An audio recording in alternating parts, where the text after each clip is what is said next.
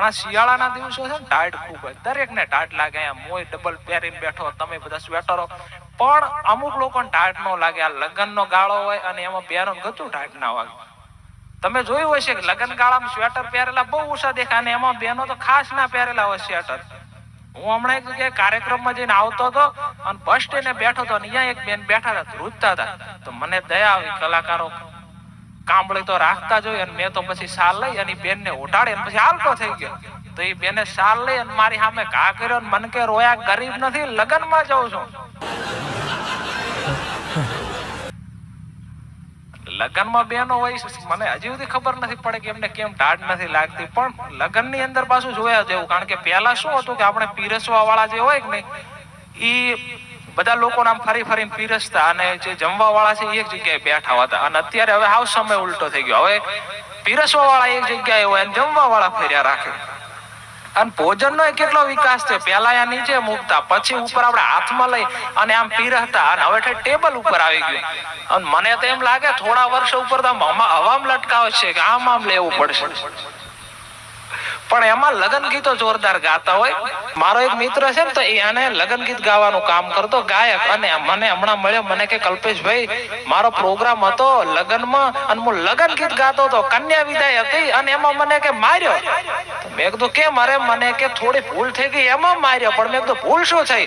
અરે મને કે મારે ગાવાનું હતું કે લોકગીત છે અને દીકરીની વિદાય વેળા હતી અને એ વખતે વિદાય ગીત જે ગાવામાં આવે કે ભીંજાય ઘર જોડું ભીંજાય ચૂંદડી રે લોલ અને ભીંજાય કાંઈ પાલવડા ની કોરજો રઢિયાળી દીકરી આલી હારે રે લોલ.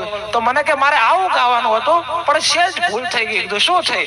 અરે મને કે મેં આનું આ ગાયું પણ કે ભીંજાય ઘર જોડું ભીંજાય ચૂંદડી રે લોલ અને ભીંજાય કાંઈ પાલવડા ની કોરજો રેઢિયાળી દીકરી આલી હારે રે લોલ. રઢિયાળી ગાવાનું હતું, રેઢિયાળી બોલાઈ ગયું. પછી તો કે જે માર્યો છે મને મોય રેઢિયાળ ની જેમ ફરું હવે તો કે. અને એમાં આપણા પાસે લગ્ન ગીતો એવા હોય. હમણાં તો શહેરમાં એક જાન આવે ને, ગામડાની જાન શહેરમાં આવી એટલે આયા એટલે તરત લગ્ન ગીતો ચાલુ કર્યા ગાવાના. અને એમાં ભાઈ પેલો જ લગ્ન ગીત ઉપાડ્યું કે મારા જીયોડ રોણા ખૂબે હોશીલા ભેતે ભાલા ચોડશી રે. તો શહેરનો માણસ એને વાપર્યું ને, એને વાપર્યું કે જીયોડ રોણા ખૂબે હોશીલી અને ભેતે ભાલા ચોડશે. ડાયરેક્ટ પોલીસમાં ફોન કરે, સાહેબ ગામડાની જાન્યો આવી છે અને ભાલા ચોડવાની વાતો કરે. અને એમાં પાછું ગજબ હોય. એમાં બે ત્રણ બાપા તો મને હામા મળ્યા, જમવા અંદર ગયા હતા તરત પાછા આવ્યા. મેં કીધું તમે જમવા ગયા હતા પાછા કેમ? અરે મને કે અહીંયા તો હજી શાક મોળીને મેલ્યું, વઘારવાનું બાકી. મેં કીધું અરે કે જોઈ આનામાં કઈ ઠકાણા નહીં, હજી લગ્ન નો જમણવાર છે ને હજી શાક મોળલ પડ્યું, વઘાર્યું નથી. મેં કીધું ઉભા રહો તમે, મને અંદર જવા દો. અંદર જઈને જોયું તો સલાડ હતું. એટલે કીધું આ સલાડ છે, ઈ કાચો જ આવે, પાકું ના આવે. ને એમાં પાછા ઓલા અત્યારે તો સૂપ રાખતા હોય, સૂપ હતા. મેં કીધું બાપા આ પીઓ સૂપ તો સારું. મને કે આ શેના માટે? મેં કીધું આનાથી તમને ભૂખ લાગે. તો હાથમાં ગલાસ લીધો તો ઘા કર્યો કે ભૂખ કાઢવા હારો હાથ પેટીથી મહેનત કરી. વળી તમારે આ ગલા પાવી ભૂખ ભેળા કરવા મને? હું તો શું કે હાથ પેટીમાં આને ગલા ને કોઈ હાથ નો અડાડે. પણ પાછા ગામડાના બાપા હોશિયાર ખૂબ હોય. હમણાં એક બસ નીકળી, અકડે ઠાઠ ભરેલી બસ, અને એક બાપા હાથ કરી ઉભી રાખો. બસ ઉભી રહી, કંડક્ટર નીચે ઉતર્યો. તો બાપા કે બાકસ છે? બાકસ ક્યાં છે ને? તો કંડક્ટરે બાકસ હાલી. તો બાપાએ તો બીડી કાઢી, બીડી હળગાવી અહીંયા ઉભા ઉભા બીડી પીવા માંડ્યા. તો ઓલ્યો કે બે જાવ. બાપા કે ના ના નથી આવું, જવા દે. અરે પણ કે આવું નથી. ના ના નથી આવું, જવા દે. અરે કે બાપા તમારે આવું ના હોય તો બસ હું કામ ઉભી રખાવી? તો એ બાપા ઉભા ઉભા કે બેટા બીડી પીવી હતી અને બાકસ નથી. એટલે બાકસ સારું આખી બસો ઉભી રખાવે, આ મોંઘવારી નો નડે. પણ હમણાં એક બાપા ગામડે રે અને એમનો દીકરો મુંબઈ મારે. અને દીકરો કે બાપા તમે મળવા આવો, ક્યારે મળવા આવતા નથી, તમે ગામની બહાર નથી નીકળ્યા અને તમે અહીંયા મુલાકાત લે બોમ્બે માં. પણ કોઈ દી જાય નહીં કે મને ન ફાવે. ના ના કે તમે આવો. અને પછી નક્કી કર્યું કે હાલો હવે દીકરાને મળી આવી. તો પણ કોઈ દિવસ બોમ્બે ગયેલા નહીં, તાલુકાની બહાર ગયેલા નહીં. એટલે કે જવાનું કેમ, લોકોને પૂછ્યું તો બાપા કે ટ્રેન ની અંદર જવાનું. તો કે ટ્રેનમાં? તો કે ટ્રેન તમે જોઈ નથી. કેવી ટ્રેન હોય? તો બાપા કાળા કલરની ટ્રેન હોય, લાલ કલરનો ડબ્બો હોય અને હે ધુમાડા કાઢતી આવતી હોય. એવું કે આને બીજું એક ધ્યાન રાખવાનું, જેમ આપણે બસમાં ચડીને અંદર નથી ટિકિટ લેતા, એમ આની અંદર ટિકિટ ન લેવાની, બહારથી ટિકિટ લેવી પડે.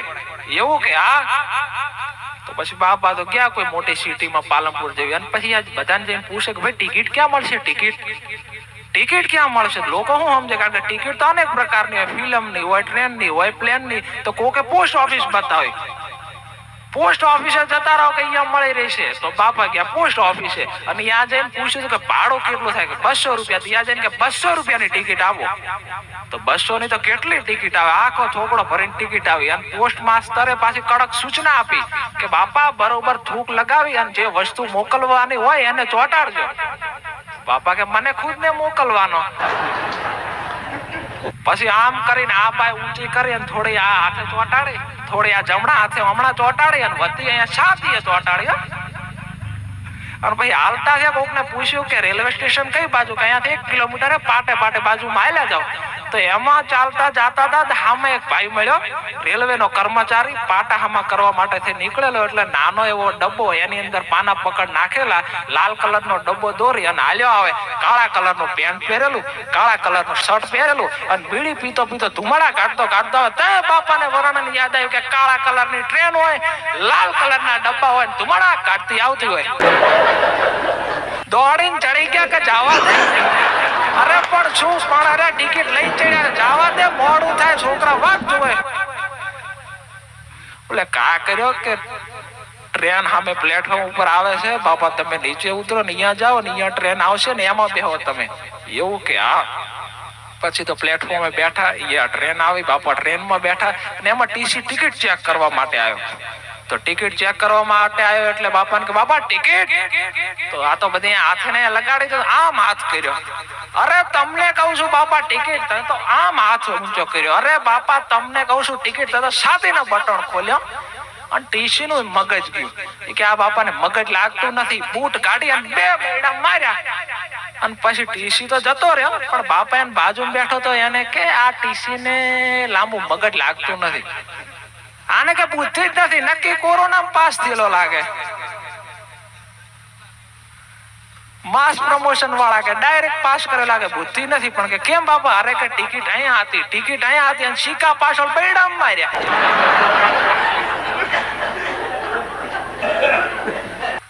સિક્કા નથી માર્યા ને તમને જ માર્યા છે. ગયો હમણાં તો એક શહેરમાં અટક એવી હોય ને, સેમ ટુ સેમ, એટલે બારિયા અને તેરિયા, 2 પીએસઆઈ અને પીઆઈ આયા. એકની અટક બારિયા અને એકની તેરિયા. અને એમાં શહેરમાં આયા અને શહેરની વ્યવસ્થા કથળી. તો પ્રશ્ન ગયો આગળ સીધો કમિશનર પાસે. કમિશનર કે તમે બારિયા પીઆઈ અને તેરિયા પીએસઆઈ શું કરો છો? કેમ શહેરની વ્યવસ્થા કથળી? તો બારિયા અને તેરિયા કે સાહેબ અમે બારિયા અને તેરિયા તો બરોબર, પણ આ 14 હક નથી કરવા દેતા. એવું હોય છે. પણ હમણાં એક પતિ પત્ની શહેરમાં રહેવા ગયા, અહીંયા પછી નવો ફ્લેટ લીધો અને ફ્લેટમાં શું હોય કે સામેની બાજુમાં સામેની બિલ્ડિંગ દેખાય. એટલે અહીંયા આ બેન હવારા ઉઠે ને એવા સામે જોઈને શું કે ખબર કે આપણે સામે વાળાને તો જુઓ, ઈ ઓલી બેનને તો કપડા ધોતા જ આવડતું નથી. અરે કેટલા મેલા ગંદા લુગડા છે, આ સ્ત્રી જાત ઉપર કલંક. અરે આને લુગડા ધોતા જ આવડતું નથી. રોજ ઉઠે અને બારીમાંથી નજર નાખે, સામે જોવે કે અરે રે આ બેનને લુગડા ધોતા જ આવડતું નથી. તો એક દી વહેલા ઉઠ્યા અને બારીમાંથી નજર નાખીને તો લુગડા ઉજળા રાજી થઈ ગયા. એના ધણીને બોલાવી, અરે કે જોવો આપણે સામે વાળીને તો લુગડા ધોતા આવડી જોઈએ. તેનો ઘરવાળો કે એને લુગડા ધોતા નથી આવડ્યું, અને આજ હું વહેલો ઉઠ્યો તો આપણે બારીના કાચ સાફ કર્યા. એના લુગડા મેલા નતા ને આપણી બારી મેલી હતી. એટલે અમુક સમયે દ્રષ્ટિના કાચ સારા કરતા રહી ને તો આ દુનિયા સર્વશ્રેષ્ઠ દેખાય. કારણ કે સમય બલવાન હે નહીં પુરુષ બલવાન, કાબે અર્જુન લૂંટ્યો વહી ધનુષ્ય બાણ. પણ હમણાં તો એક જગ્યાએ બાઇક નીકળ્યું અને એમાં મોટું સામે વાહન ભટકાણું એટલે એક્સિડન્ટ થયું અને એક્સિડન્ટ થયું એટલે તરત લોકો ભેળા થઈ ગયા અને જે ભાઈ હતો એને તરત લીધો અને એમ્બ્યુલન્સમાં નાખ્યો. તો બોલ્યો કે મારી પત્ની, અરે કે પત્નીનું નામ મત લ્યો, બેસી જાવ એમ્બ્યુલન્સમાં બેહાર્યા. અરે કે પણ મારી પત્ની, અરે પત્નીનું નામ લેતા નહીં, દવા જ્યાં સુધી થાય નહીં ત્યાં સુધી તમારે બોલવાનું નથી. અને તરત દવાખાને લઈ ગયા, અહીંયા દવા કરાવી અને બરોબર બધું પાટા બીજા બંધાયા અને પછી ફોન કાઢ્યો ને કે બોલો તમારી પત્નીનો નંબર આપણે કે ફોન કરી દે. તો બોલ્યો કે શું ફોન કરા, કેમ? અરે કે જે બાઇક નો એક્સિડન્ટ થયો એમાં મારી પાછળ બેઠી હતી. પણ કે તમારે બોલે ને, અરે શું બોલે કે તમે બોલવા જ દીધો નથી. હમણાં ફોરેસ્ટ ખાતાની ભરતી ગઈ તો ઘણા મિત્રો બધા ફોરેસ્ટ ખાતાની તૈયારી કરતા હતા. અમે 4-5 મિત્રો ફોરેસ્ટ ખાતાની તૈયારી કરતા હતા અને ફોરેસ્ટ ખાતાની તૈયારી કરતા ને એટલે એની અંદર વનસ્પતિઓ ને ઔષધિઓ ને જંગલી વનસ્પતિઓ કઈ છે, એનો શું ઉપચાર થાય અને દેશી ઉપચારમાં શું શું વસ્તુઓ વપરાય અને શેનાથી શેનો ઉપચાર થાય, દરેક દેશી દવાઓ વિશે અમારે કારણ કે તૈયારી કરવી પડતી ફોરેસ્ટ ખાતાની. તો બધું તૈયાર કરતા અને એમાં પરીક્ષા આવી અને પરીક્ષા આપી તો એમાં મારો એક મિત્ર પાસ ના થયો, ફેલ થયો, નંબર આવ્યો જ નહીં, હાવ ફેલ થયો. કે આવડી મોટી તૈયારી કરી હતી, હવે તૈયારી કરવાનો સમય નથી અને ધંધો કરવો પડશે, બીજી તૈયારી થાય. હવે કરવું શું? તો ઔષધિઓનો એટલો અભ્યાસ કર્યો હતો ને એટલો અભ્યાસ કર્યો હતો કે સીધો આયુર્વેદિક ડોક્ટર બની ગયો. દવાખાનું ખોલ્યું આયુર્વેદિક દવાઓનું અને એમાં પછી લોકો આવે ને સારવાર કરે ને ધમ ધોકાર હાલવા માંડ્યો. આ એમાં મને 2 મહિના પછી ખબર પડી કે જેલમાં પૂર્યો. એટલે મેં કીધું આ સારવાર કરતો હતો, દવાખાનું સારું ચાલતું હતું, જેલમાં કેમ પૂર્યો? હું એને મળવા ગયો એટલે કીધું તને હું કામ જેલમાં પૂર્યો? અરે મને કે કલ્પેશભાઈ મેં તો ખાલી દર્દીની સારવાર કરી અને એમાં જેલમાં પૂર્યો મને. મેં કીધું હોય નહીં, અરે આપણે તો કીધું રામાયણ ની અંદર એ પ્રસંગ છે કે લક્ષ્મણ ને મૂર્છા આવી ત્યારે દુશ્મન દેશના વૈદ્ય સારવાર કરી હતી અને અત્યારે ડોક્ટર હોય અને દુશ્મન દેશના વ્યક્તિની સારવાર કરવી પડે. એટલે એવા કોઈ કારણોસર તો કીધું તારે જેલમાં પૂર્યો ના હોય. કેમ પૂર્યો? અરે મને કે ખરેખર એક માણસ આવ્યો અને એને કે મેં ખાલી સારવાર કરી એમાં મને જેલમાં પૂર્યો. મને કે એક ભાઈ આવ્યો એને હાફ કહ્યો હતો. કલ્પેશભાઈ તમને ખબર હોય તો આપણે કે તૈયારી કરતા ત્યારે પ્રાથમિક રોગોની ઉપચારમાં આવતું કે કોઈને હાફ કઈડે તો આખું લોહીનું પરિભ્રમણ અટકી જાય અને ઝેર આખા શરીરમાં ના ફેલાય એ રીતે શરીરના આગળના ભાગમાં કાઠો પાટો બાંધવાનો. મેં કીધું હા. તો મને કે બસ એક દર્દી આવ્યો તો એને હાફ કઈડ્યો હતો અને કાઠો એને પાટો બાંધ્યો અને એમાં મને કે જેલમાં પૂર્યો. તો મેં કીધું દર્દીને હાફ કઈડ્યો તો ક્યાં? મને કઈ ગળે કાઠો પાટો બાંધ્યો, બોલો. અને મને કે કલ્પેશભાઈ પોસ્ટમોર્ટમ રિપોર્ટ આવ્યો ત્યારે ખબર પડી કે હાફ તો બિનઝેરી હતો, આ ભાઈનું મૃત્યુ ગળા ફાવો આપવાથી થયું. પણ એક ગાય તમારા ઘરે હોય કે આવી કોઈ ગૌશાળામાં હોય અને એની સેવા કરો તો આપણી ઉપર 33 કોટી દેવ રાજી રહેશે. એટલે એવું સરસ મજાનું કાર્ય કરી રહ્યા છે અને મારે તો હાસ્યની વાતો કરવી છે ને તમને હસાવવા છે. બેઠો તો ઘણો સમય થયો અને હજી સુધી કવર આવે નહીં, પૈસા બધું શું છે પ્રોગ્રામ દેવાયા તો મારાથી પછી નારેવરાણો મુઠેડ આયોજક પાસે ગયો, કીધું તમે હજી કવર આલ્યું નહીં, કવર નો આપો ત્યાં સુધી તમને સંતોષ થાય નહીં, નથી દેવાનું. તો મને કે ક્યાં દેવાનું કલ્પેશભાઈ? આપણે તો વાત થઈ હતી કે તમે કાર્યક્રમ મફત કરવાના, ગતું પૈસા તો લેવાના જ નથી. મેં કીધું હે એવી વાત ક્યારે થઈ? અરે મને કે કલ્પેશભાઈ યાદ કરો તમે જ ફોનમાં કહેતા હતા કે 20 તારીખે હું બિલકુલ ફ્રી છું. ટાઈમ નો ફ્રી કહેતા હતા, ઓલા એમ સમજે ખાવ પણ એવું બનતું હોય છે. હમણાં એક ભાઈએ મારું ઇન્ટરવ્યુ લીધું તો ઇન્ટરવ્યુમાં શરૂઆતમાં જાણે કીધું નમસ્કાર મિત્રો, આપણને વજાપુર ગામમાંથી એક કલાકાર મળી આવ્યો છે. ઇન્ટરવ્યુ પૂરું થયું પછી મેં કીધું ભાઈ કીધું કલાકાર મળી આવ્યો છે એટલે મોત કોઈ મેળામાં ખોવાઈ ગયેલ છોકરો શું તને મળી આવ્યો? કલાકાર હોય, કલાકાર જન્મે, કલાકાર મળી ના હોય. અને એમાં હું ઇન્સ્ટાગ્રામમાં લાઈવ ઓછો થઉં છું. બધા મિત્રો કહેતા કે કલ્પેશભાઈ તમે ઇન્સ્ટાગ્રામમાં લાઈવ છો, ઇન્સ્ટાગ્રામમાં લાઈવ છો. કોઈ દિવસ ઇન્સ્ટાગ્રામમાં લાઈવ થયેલો નહીં પણ એક દિવસ પછી થયો ઇન્સ્ટાગ્રામમાં લાઈવ અને ઇન્સ્ટાગ્રામમાં લાઈવ થઈ અને હારી હાસ્યની સાહિત્યની વાત કરી અને લોકોને મોજ કરાવી અને પછી કીધું કોઈને કાંઈ પ્રશ્ન હોય તો કોમેન્ટમાં પૂછો, હું તમારા પ્રશ્નોનો કોમેન્ટમાં જવાબ આપું. તેમાં કોમેન્ટો આવતી હતી વાહ ને સરસ ને ગુડ ને જોરદાર ને. એમાં અમારા ગામના કનુ ગલાવાળાની કોમેન્ટ હતી કે કલ્પેશભાઈ 3 વર્ષથી 4000 રૂપિયાનો ઉધાર બાકી છે, પેલા ઈ ચૂકવો પછી લાવ્યો છો. અને મને એક ભાઈ હમણાં મળ્યો, મને કે તમે આ બધું કામ ધંધો કરો એનાથી કે કેટલું કમાઈ લો? મેં કીધું આટલું આટલું હું કમાઈ લઉં, આટલી આવક છે. તો મને કે તમારી જેટલી ઇન્કમ નથી મહિનાની એટલું તો મારી ગાડીમાં પેટ્રોલ બળે છે.